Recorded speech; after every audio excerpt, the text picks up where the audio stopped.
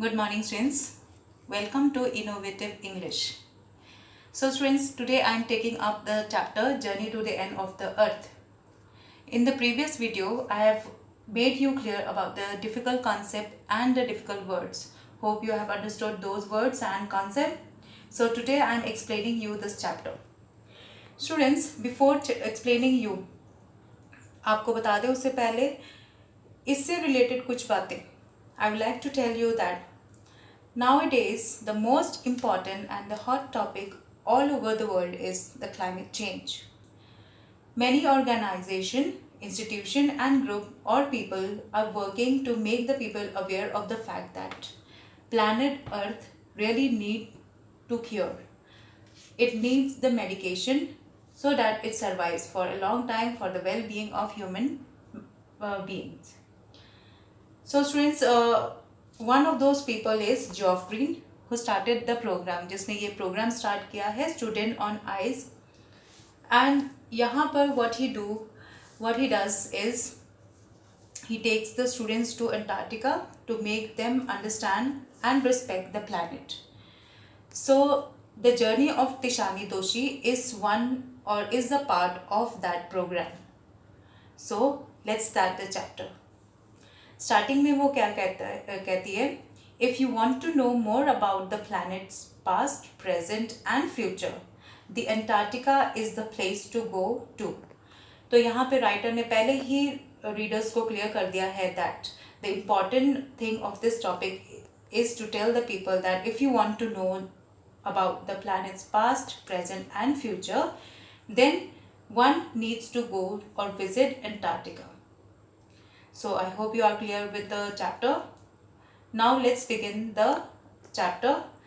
In this video, I will be explaining you the first part of it, and in the next, I will be explaining you the second part. So students, let's see the chapter. Early this year, I found myself aboard a Russian research vessel, the Akademik Shukalsky. तो यहाँ पर writer कहती है कि मैंने एक journey start की थी एंड और वो जर्नी मैंने रशियन शिप, यहाँ पे लिखा हुआ है Russian research vessel, vessel means ship. So she started her journey in a Russian ship और उसका नाम था Akademik Shokalskiy. Heading towards the coldest, driest, windiest continent of the world. So she had named Antarctica to be the world's driest, windiest continent in the world. My journey began 13.09 degrees north of the equator in Madras. तो student उसने कहा है कि उसकी journey Madras से start हुई थी. 13.9 degree north of the equator, this is the location in Madras, and involved crossing 9 time zones. 9 time zones also I have made you clear that it is the different time standard of different countries. तो 6 checkpoints where जहाँ पे travelers के belongings check किए जाते हैं. 3 bodies of water. अब यहाँ पर 3 bodies of water जो है वो 3 महासागर हैं, जैसे Atlantic, Pacific and Ocean. And at least as many ecospheres. Ecospheres means environment. Environment में आ सकते हैं जैसे कि forest, desert, रेगिस्तान या फिर mountains etc. So in the introduction she has made the reader aware that कि उसने एक जर्नी स्टार्ट की थी और एक शिप, रशियन शिप में गई थी वो, और जिसका नाम था एकेडमिक शुकाल्स्की, और उसने मद्रास से अपनी जर्नी शुरू की थी. एंड जर्नी में उसने 9 time zones, 6 check points and 3 bodies of water, उसने ये सब पार करके she reach Antarctica. By the time I actually set foot on the Antarctic continent, I had been traveling over 100 hours in combination of a car, an aeroplane and a ship. So my first emotion on facing Antarctica's expansive means फैला हुआ, बहुत large area में फैला हुआ white landscape and uninterrupted blue horizon was relief. So उसने कहा है कि उसे 100 hours लग गए थे अंटार्कटिका पहुंचने में, एंड इस 100 hours में उसने कार से, एरोप्लेन से और शिप से ट्रैवल किया. And it was a very long and tyre journey, but she was very much happy, relaxed, relief, और उसे बहुत रिलीफ रिलैक्सेशन मिला जब वो अंटार्कटिका पहुंची. Why? To see the wide landscape and uninterrupted blue horizon. तो उसने जब बिल्कुल वाइड लैंडस्केप फैला हुआ पूरी बहुत लार्ज अमाउंट या लार्ज एरिया में उसने लैंडस्केप फैला हुआ देखा तो she was very much happy. Blue horizon, horizon means जहाँ पे हमें लगता है कि जो स्काई एंड जो लैंड है वो आपस में मिल रहे हैं. Followed up with an immediate and profound wonder. Profound means very deep, very great. Wonder means surprise. She was surprised. उसने मतलब she relief तो हुई थी, relax हुई थी, but she was surprised also. Why? Because Antarctica is such a huge area, big area. It's isolation और बिल्कुल दुनिया से अलग थलग बाकी कॉन्टिनेंट से. But mainly at how there could never have been a time when India and Antarctica were part of the same landmass. And more than that, she was surprised that कि कभी अंटार्कटिका और India जो है वो एक ही land mass के हिस्से हैं. नेक्स्ट देखो, part of history. Part of history, यहाँ पे ये हेडिंग का मतलब है कि इफ़ यू विजिट अंटार्कटिका, जब आप अंटार्कटिका जाओगे then you could be a part of history. आप इतिहास का एक हिस्सा बन सकते हो या जान सकते हो, इतिहास के बारे में जान सकते हो. 615 million years ago, a giant amalgamated means a collection of many continents joined together to make one supercontinent. So 650 million years ago, a giant amalgamated southern supercontinent Gondwana did indeed exist. तो वो बताती हैं कि कभी किसी ज़माने में या बहुत बहुत साल पहले गोंडवाना नाम का एक सुपर कॉन्टिनेंट जो है वो हुआ करता था दुनिया में, सेंटर्ड रफली around the present day Antarctica, और वो अंटार्कटिका के इर्द गिर्द ही था. Things were quite different then, और तब जो है वो बहुत आज के दुनिया से वो काफ़ी अलग था. Humans had not arrive on the global scene.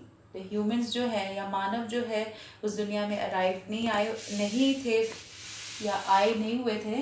And the climate was much warmer. The climate जो है, जो मौसम था वो बहुत ही वार्म था. Hosting a huge variety of flora and fauna. और गोंडवाना जो है वो बहुत सारे वहाँ पर प्लांटेशंस थी, एनिमल्स थे. For 500 million years Gondwana thrive means flourish. But around the time when the dinosaurs were wiped out and the age of the mammals got underway, the landmass was forced to separate into countries. तो कुछ natural calamities की वजह से dinosaur lift हो गए थे and then mammals got underway. Mammals means जो animals birth देते हैं, जन्म देते हैं बच्चों को. The land mass was force to separate into countries. और उसके जो कंटिनेंट थे जो एक दूसरे से जुड़े हुए थे, जो एक गोंडवाना बनाते हैं, तो they got separated, shaping the globe much as we know it today. और उसका नक्शा जो है, जो दुनिया का नक्शा था, वो अब जो हम जानते हैं 7 कॉन्टिनेंट्स है जैसे दुनिया में, तो अब के फॉर्म में उसने बना दी. या तब नेचुरल कैलामिटीज़ की वजह से जो कॉन्टिनेंट्स थे वो अलग हो गए और आज की दुनिया में जैसे हम जानते हैं उस तरह से सेपरेट हो गए थे. To visit Antarctica now is to be a part of that history. So if you visit Antarctica, you can know all those things happened in that time or in that time million years ago. So to visit Antarctica now is to be a part of that history, to get a grasp mean glimpse of where we have come from and where we could possibly be heading. तो Antarctica जाकर आप ये जान सकते हो कि आप कहाँ से आए थे और कहाँ को जाओगे अब.